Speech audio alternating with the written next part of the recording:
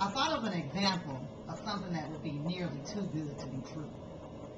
Take, for instance, if someone had committed a horrific crime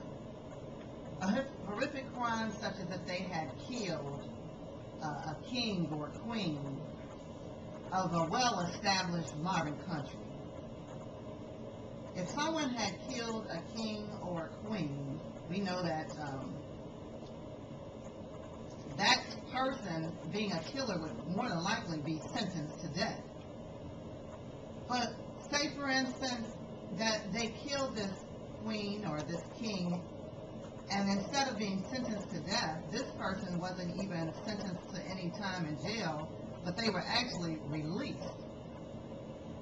For that particular person to have done such a horrific crime, it would be nearly too good to be true that they would be set free.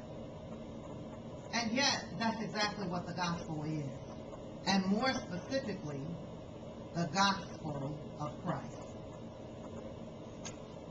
The gospel actually means, again, nearly too good to be true, good news. So the gospel is actually always good news. It's never bad news. Sometimes in church, people say a message and say it's the gospel, and it's so bad it makes you depressed. So bad it makes you cry, and only think about the bad instead of thinking about the good. But this is what I want you to know today, that the gospel is always good news, and because it's good news, it should make you feel better.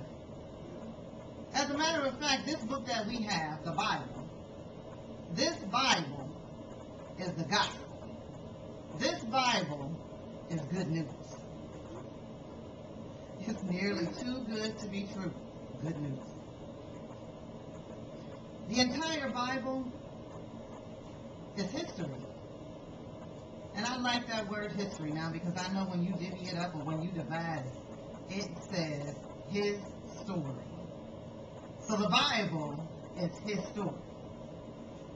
The Bible starts out in Genesis by painting a picture. It's like a bare canvas.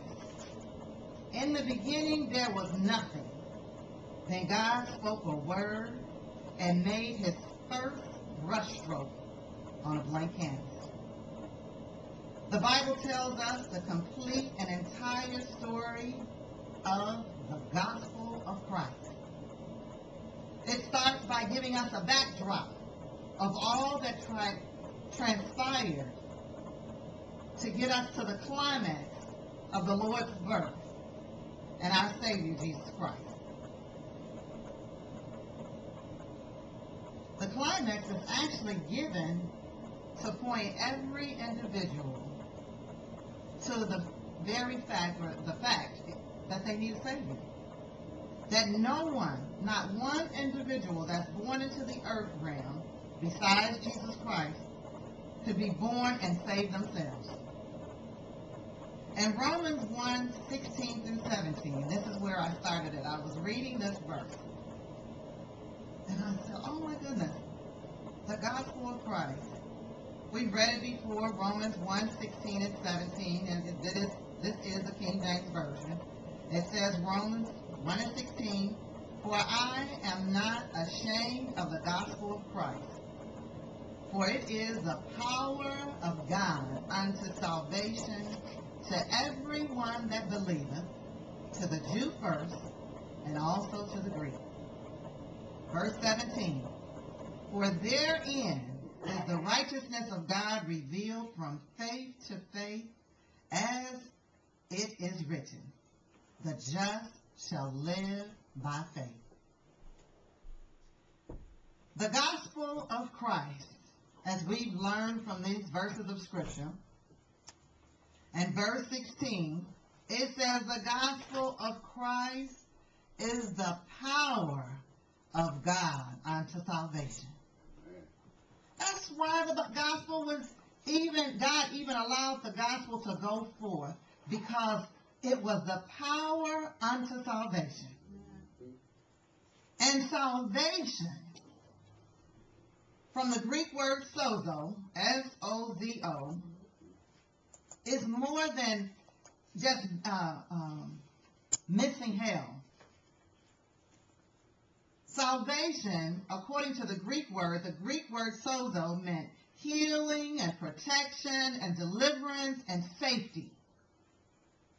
So we're saved, we're healed, we're protected, we're delivered, we have safety, and we have even more than that. That word sozo has so many different meanings.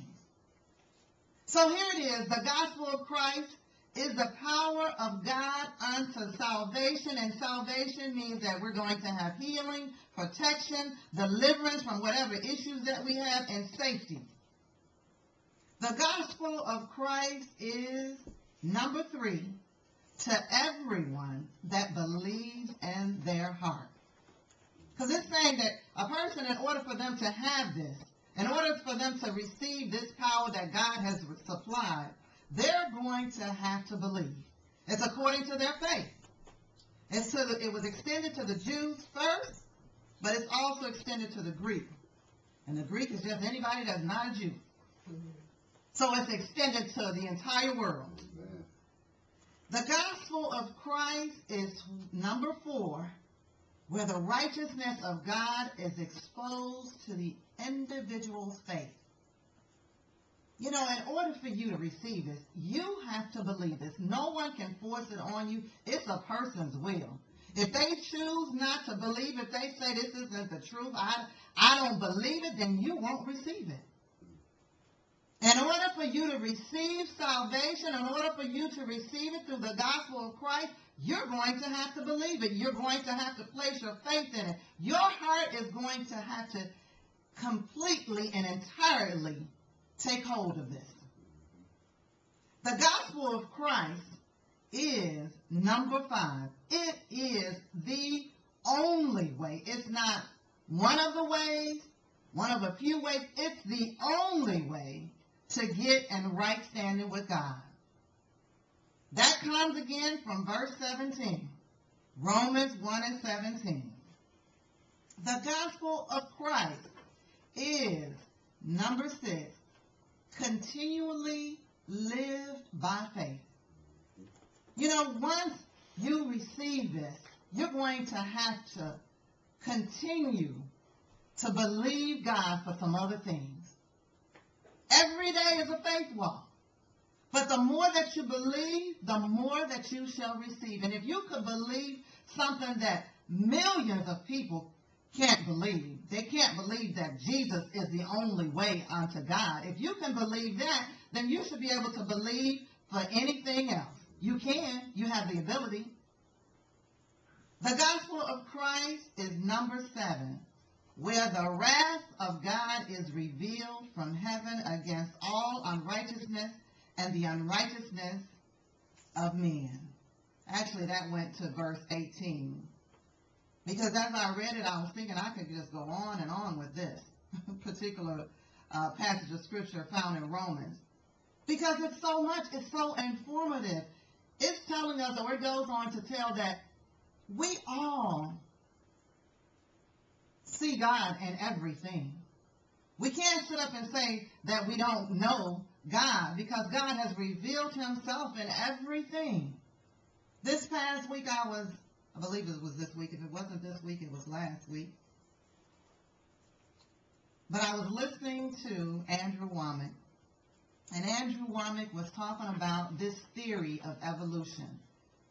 And he began to say how men have mentioned this theory or said that this is the way that the world happened, that it was the Big Bang, that it just evolved out of nothing.